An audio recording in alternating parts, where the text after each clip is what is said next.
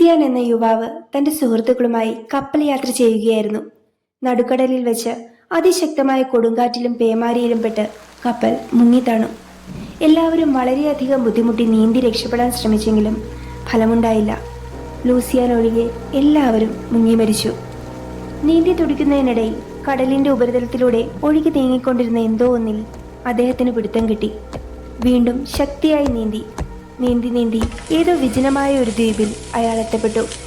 ആ രാത്രി ഒന്ന് അനങ്ങാൻ പോലും കഴിയാതെ ക്ഷീണിതനായി അദ്ദേഹം അവിടെ തന്നെ കിടന്നുറങ്ങി.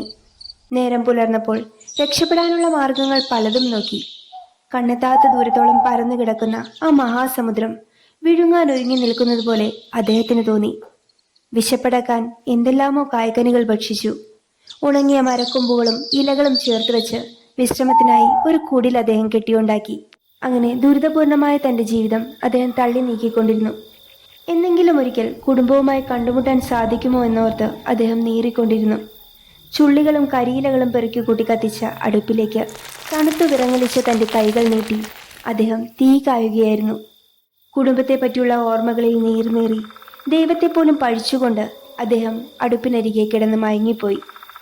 വല്ലാത്ത ചൂടനുഭവപ്പെട്ട അയാൾ കണ്ണു തുറന്നപ്പോൾ കണ്ടത് വിശ്രമിക്കാനായി കെട്ടിയുണ്ടാക്കിയ കുടി നിന്ന് കത്തുന്നതാണ്. അദ്ദേഹം കരഞ്ഞു ഉച്ചത്തിൽ.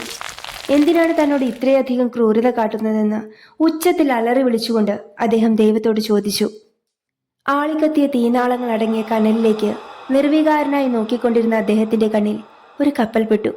ദ്വീപിനെ ലക്ഷ്യമാക്കി വരികയാണ് അതെന്ന് ഉറപ്പായപ്പോൾ അദ്ദേഹം ഉറക്കെ വിളിച്ചു പറഞ്ഞു, എന്നെ രക്ഷിക്കൂ. അല്പസമയത്തിനുള്ളിൽ കപ്പൽ കരയ്ക്കെടുത്തു. കപ്പിത്താനും സഹായികളും അദ്ദേഹത്തെ കപ്പലിലേക്ക് പിടിച്ചു കയറ്റി. നിറഞ്ഞ നന്ദി വാക്കുകൾക്കൊടുവിൽ അയാൾ കപ്പിത്താനോട് ചോദിച്ചു, ദിവസങ്ങളോളം കടലിലേക്ക് കണ്ണുനട്ടിരുന്നിട്ടും ദൂരെ നിന്നു പോലും ഒരു കപ്പൽ ഞാൻ കണ്ടിട്ടില്ല. അങ്ങ് എങ്ങനെയാണ് ഇവിടെ എത്തപ്പെട്ടത്? അദ്ദേഹം പറഞ്ഞു, യാത്രക്കിടയിൽ നടുക്കടലിൽ ആളിക്കത്തുന്നത് കണ്ടു. ഏതെങ്കിലും കപ്പലിനു തീ പിടിച്ചതാണെന്നാണ് ആദ്യം കരുതിയത്. അടുത്തേക്ക് വരുംതോറും ദൂരം വളരെ ഉള്ളതായി തോന്നി. പിന്നീടാണ് മനസ്സിലായത് ഇതൊരു ദ്വീപായിരുന്നുവെന്ന്. ലൂസിയാൻ പൊട്ടിക്കരഞ്ഞുകൊണ്ട് മുട്ടുകുത്തി നിന്ന് ദൈവത്തോട് മാപ്പപേക്ഷിച്ചു. കുടിൽ കത്തിപ്പോയതിനെ തുടർന്ന് ദൈവത്തെ പഴിച്ച ആ നാവുകൊണ്ട് അദ്ദേഹം ആയിരം തവണ മാപ്പ് പറഞ്ഞു. പ്രയാസങ്ങളും ബുദ്ധിമുട്ടുകളും എല്ലാം ഒരു വലിയ ആശ്വാസത്തിലേക്കുള്ള ചവിട്ടുപടികളാകാം.